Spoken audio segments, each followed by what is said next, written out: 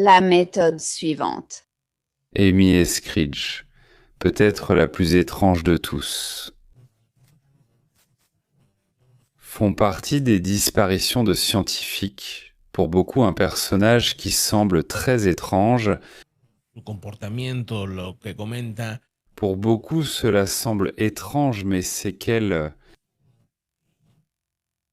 l'une de celles qui se distingue le plus parmi les scientifiques disparus, une chercheuse américaine à Nashville, Alabama, l'une des scientifiques les plus intéressantes. Surtout parce qu'elle n'était pas une scientifique ordinaire, disons, mais qu'elle a été présidente de l'Instituto for Exotic Science, une organisation créée pour étudier les technologies exotiques, en particulier la manipulation gravitationnelle.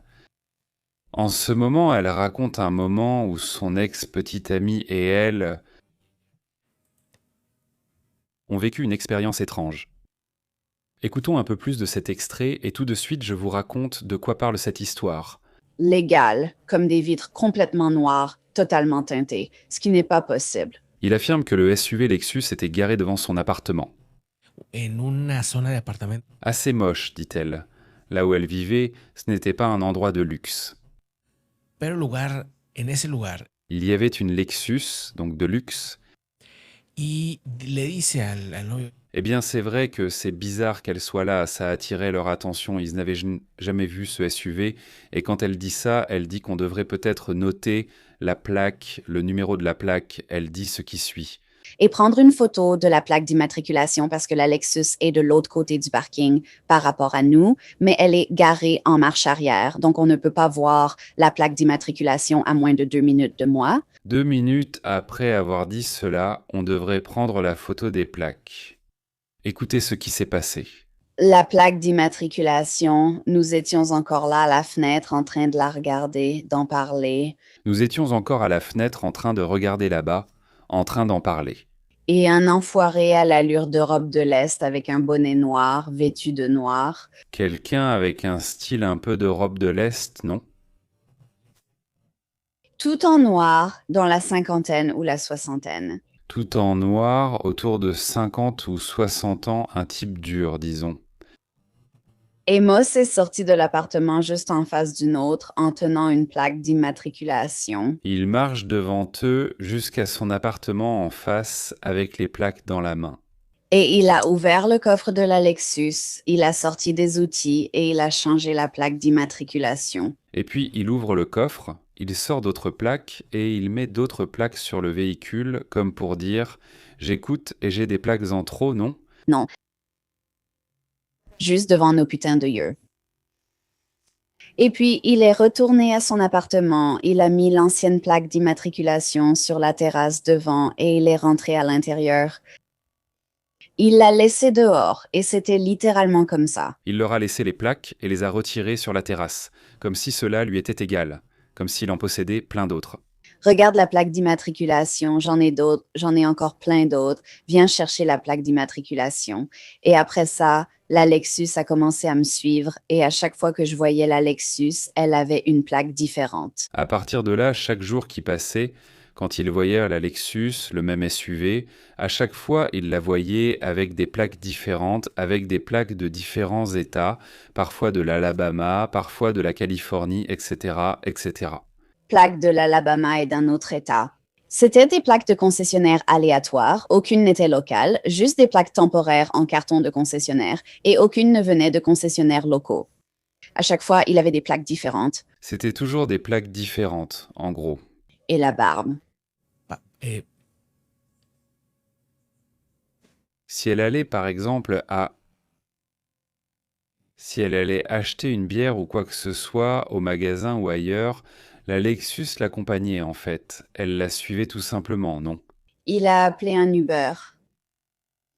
La Lexus est sortie de la place de parking en face de notre appartement, s'est approchée de notre appartement et a dit « Hey, je suis votre chauffeur Uber, je viens te chercher. » La plaque d'immatriculation correspondait à celle indiquée dans l'application Uber, mais il n'avait pas d'autocollant Uber. C'est aussi hallucinant. Une fois, l'ex-petite amie commande une voiture et le chauffeur, la Lexus qui était garée devant eux, s'arrête et dit « Je suis l'Uber qui vient vous chercher maintenant. » Dans l'application, la plaque de la Lexus qui était là à ce moment-là apparaissait exactement, ce qui veut dire qu'ils avaient assez de pouvoir pour entrer et modifier ce qu'ils voulaient dans l'application. d'Uber, imaginez-vous ça. Ou un autocollant Lyft. Conduire pour Uber sans autocollant Uber est interdit. Il est sorti de sa place de parking. Il a quitté sa place de parking en face de notre appartement où il vivait, est allé le récupérer et a dit « Salut, je suis ton Uber, je viens te prendre. » Eh bien, en continuant à parler un peu de ce cas, qui est, je crois, celui qui a le plus attiré mon attention. Elle est chercheuse, elle travaillait sur la technologie d'antigravité. Sa mort a été qualifiée de suicide présumé. Elle a envoyé un message texte à peine un mois avant son décès, assurant qu'elle ne se donnerait jamais la mort. Eh bien, imaginez-vous, n'est-ce pas? Elle a raconté à une amie qu'elle avait été la cible de multiples attaques définitives, physiques, psychologiques, et même l'utilisation d'une arme à énergie. Regardez, voyez-vous, c'est très très étrange la façon dont celle-ci fonctionnait.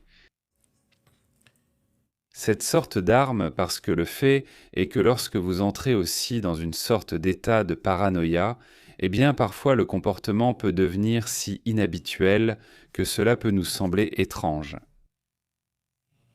Eh bien la personne ne va pas bien, il se peut même qu'en partie elle n'aille pas bien, parce que évidemment si on te harcèle, tu ne vas pas non plus être dans ton meilleur état mental. Tu es d'accord, mais ça ne veut pas dire que ça n'arrive pas, simplement que la personne est déjà dans cet état. On va dire affectée mentalement, non? Non. Mais à un moment donné, elle affirme qu'elle commence à sentir de la chaleur dans ses mains, au point même que ses mains commencent à rougir. Elle a une théorie, je ne sais pas à quel point elle a pu la vérifier, mais elle avait cette théorie.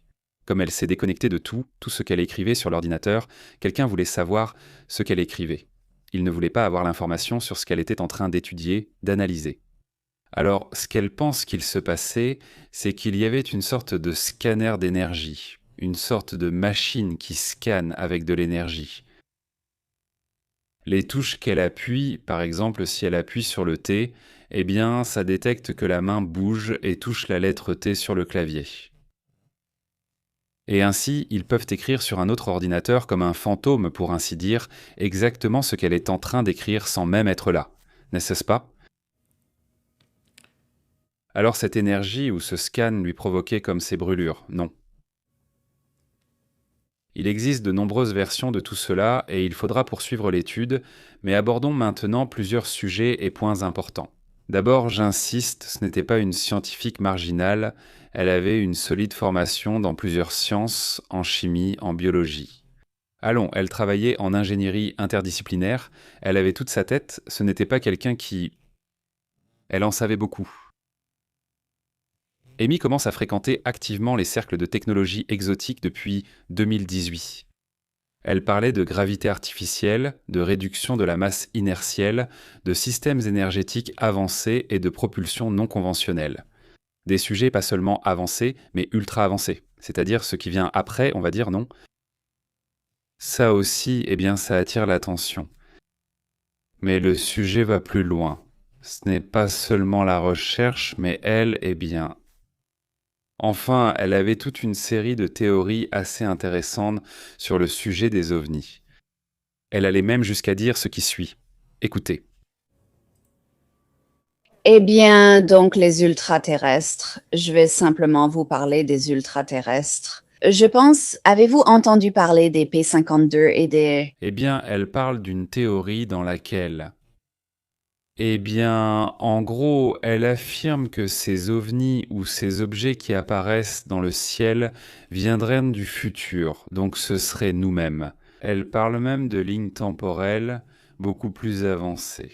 Nous parlons de milliers d'années dans le futur, affirmant qu'à un moment donné de notre époque, disons, il se passe quelque chose qui fait que l'être humain se divise en deux.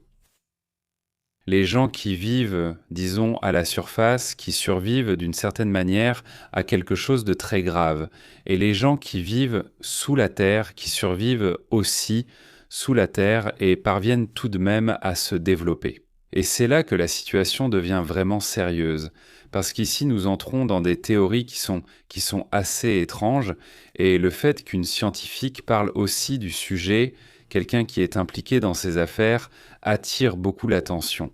Maintenant, elle n'avait pas peur d'en parler. Tu la croyais ou non, ça lui était égal. Et elle me donnait des interviews publiques, faisait des déclarations fortes, et cela a évidemment aussi provoqué de l'agacement. Il dit que nous pensions qu'il était important de parler de ces sujets. Évidemment, cela ne plaisait pas à beaucoup de gens. Il affirme ou affirmait qu'en 2020, puis en 2021, elle commence à dire qu'on l'a surveillée. Depuis cette époque, le harcèlement a commencé. Les menaces, le sabotage, allant même jusqu'à affirmer qu'il y avait des attaques ciblées jusqu'à ce point, jusqu'à cette partie. Disons que c'est à ce moment-là qu'il y a une rupture. Beaucoup d'amis proches commencent à dire qu'elle souffrait de paranoïa, mais c'est aussi à partir de là que ces vidéos ont commencé à être enregistrées. C'est à ce moment-là qu'elle commence à documenter cette situation afin qu'il reste une trace de tout cela. Passons à la suite de cette affaire. L'un des points les plus étranges, c'est celui qu'Amy affirme avoir découvert. Un véhicule près de chez elle avec plusieurs batteries connectées en même temps et des dispositifs RF, des systèmes émetteurs de fréquences. Elle pensait que c'était pour les attaquer avec de l'énergie. Ceci apparemment cité dans différents témoignages. Et à partir de ce cas, deux pistes s'ouvrent. Le fait que si c'est vraiment le cas, ce serait quelque chose d'extraordinaire, de rare et évidemment d'énorme. Et si ce n'est pas réel, alors à partir d'ici, nous entrerions dans une sorte de détérioration psychologique qui s'est aggravée avec le temps. Mais allons dans le détail. Voyons ce qu'elle disait jusqu'à ce moment précis où elle commence à dire qu'on l'attaque avec de l'énergie. Selon ce que l'on sait, le 11 juin 2022, Amy Eskridge, une scientifique de 34 ans qui travaillait sur la technologie antigravité, a été retrouvée sans vie. Mais avant, comme je vous le disais. À ce moment-là, entre 2020 et 2021, c'est là que la situation a commencé à se compliquer, pour ainsi dire. À l'époque, les autorités ont conclu que son décès était un simple suicide. Ils disaient mais que c'était regrettable, mais c'est ce qu'ils croyaient à l'époque. Mais elle avait laissé un rapport dans lequel cela était clairement écarté. Du moins, c'est ce qu'elle leur avait dit un mois auparavant. Frank Wilmore, un ancien officier du renseignement britannique et ami d'une amie d'Amy, affirme qu'elle lui a montré ses mains brûlées, assurant que cela faisait partie des attaques qu'elle avait subies. C'était comme si, en fait, ses mains étaient restées comme si elle avait été trop exposée au soleil. C'est-à-dire, seulement les mains étaient rouges, disons. Il a partagé avec plusieurs amis et membres de la famille les photos des blessures, en assurant qu'ils avaient identifié l'appareil, qui était une sorte d'émetteur de radiofréquence en bande K, alimenté par 5 batteries dans de voitures, à l'intérieur d'un SUV. Le même député, attention membre du Congrès américain, Erin Burleson, a déclaré publiquement ce qui suit. Regardez bien ce que dit le député. Ce membre du Congrès américain affirme qu'il existe des preuves significatives qu'Amy Eskridge a été attaquée avec une arme à énergie dirigée utilisant des micro-ondes. C'est-à-dire, au-delà des théories, des hypothèses et tout ça, il y a déjà des politiciens, il y a des députés. Il y a des journalistes, des enquêteurs qui affirment qu'il existe suffisamment de preuves pour le relier, par exemple, à des cas similaires comme ce qui s'est passé avec le syndrome de la Havane. Oui. Dans le cas de Cuba, eh bien, à des diplomates américains et canadiens. L'incident de santé et l'impact qu'il avait aggravait évidemment aussi une situation de peur que soudainement quelque chose lui arrive. Le médecin légiste du comté de Madison a conclu que son décès était causé par une blessure par balle auto-infligée. La police locale a classé l'affaire sans mener d'autres investigations. Sa famille a rejeté toutes les théories dès le début, affirmant qu'il était une personne extraordinairement intelligente et qu'il souffrait de douleurs chroniques. Son père, Richard Eskridge, qui, soit dit en passant, était lui aussi auparavant scientifique à la NASA, a écarté les spéculations. Il dit que les scientifiques meurent aussi comme n'importe quelle autre personne, et le père n'a pas voulu s'impliquer dans des sujets controversés. N'est-ce pas? La famille a demandé au public de ne pas tirer de conclusions hâtives, mais les vidéos qui existent d'elle montrent clairement qu'il se passait quelque chose. Mais peut-être l'une des choses les plus intéressantes, mais aussi terribles, c'est le dernier message texte qui est devenu public à partir de 2021, c'est-à-dire quand cette histoire de la voiture, du SUV, qui aurait soi-disant projeté de l'énergie, s'est produite. L'argument s'intensifie, le discours, la narration ou son récit disait « il se passe quelque chose ». Elle affirmait, selon sa logique, que si elle publiait ces vidéos, d'une certaine manière, elle serait protégée. C'est le schéma classique chez de nombreuses personnes qui diffusent ce genre d'informations qui disent « Eh bien, regardez, si je le publie, cela me protège d'une certaine manière ». Mais malheureusement, c'est aussi le même schéma que l'on retrouve chez les personnes qui souffrent de paranoïa. Les deux choses peuvent se ressembler, et même si sa famille affirme qu'elle ne souffrait pas de cela, certains de ses amis assurent avoir remarqué un changement dans son comportement, mais il n'est pas clair si c'était parce qu'elle souffrait de paranoïa. Ou parce que cela lui arrivait vraiment, n'est-ce pas? Mais le plus hallucinant, c'est qu'en mai 2022, Amy envoie un message à Samuel Reed et dit ce qui suit. « Si on dit que je me suis suicidé, ce n'était pas moi. » Et elle a aussi dit « Si quelque chose m'arrive, ce sera suspect », assure-t-il. Le texte est réel, c'est un sujet qui a déjà été vérifié, le message existe bel et bien. Et cela aurait dû être pris en compte, pour une enquête plus approfondie. L'affaire a été classée le 11 juin 2022. La version officielle, comme je vous le dis, c'est qu'il s'est tiré dessus. Il avait 34 ans et évidemment beaucoup à explorer, beaucoup à développer. Mais ceci ne fait que commencer. Nous devons passer à la carte, à Hushville, Alabama. Un autre cas similaire est survenu ici, impliquant aussi une scientifique et l'antigravité. Allons à Hushville. Au nord, près du Tennessee, de l'Alabama, d'Atlanta, non? Eh bien, c'est une partie de l'État de l'Alabama, la base, comme vous pouvez le voir, juste à côté de l'État du Tennessee. Dans cette zone, à Hushville, Alabama, il y a une autre coïncidence, pour ainsi dire, assez étrange. Selon ce qui est rapporté, il y a un précédent avec Ning Lee, une autre scientifique également de Hushville, liée à des théories gravitationnelles avancées. Honnêtement, cela me semble être beaucoup trop de coïncidences. Selon ce qui est rapporté dans le cas de Lee, le 27 juillet 2021, elle, âgée de 78 ans, perd également la vie là-bas à Hushville. Elle est d'origine chinoise, née à Shandong le 14 janvier d'ailleurs, un jour après mon anniversaire, n'est-ce pas? Je suis né le 13, mais elle, eh bien, elle est née bien avant, n'est-ce pas? Elle est née en 1943. Elle est décédée à l'âge de 78 ans le 27 juillet 2021 en Alabama, à Hushville. Elle était une physicienne sino-américaine connue pour ses recherches sur l'antigravité. Dans les années 90, Lee travaillait comme chercheuse scientifique au Centre de recherche aéronautique et de plasma spatial. Cela à l'université de l'Alabama à Hushville, Jujuville. En 1999, elle a quitté l'université pour fonder l'entreprise AC Gravity LLC et poursuivre des recherches sur l'antigravité.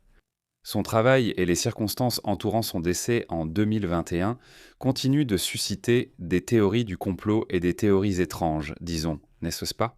Qu'un an plus tard, une jeune scientifique, également dans le même domaine de l'antigravité, perde la vie de la manière la plus étrange.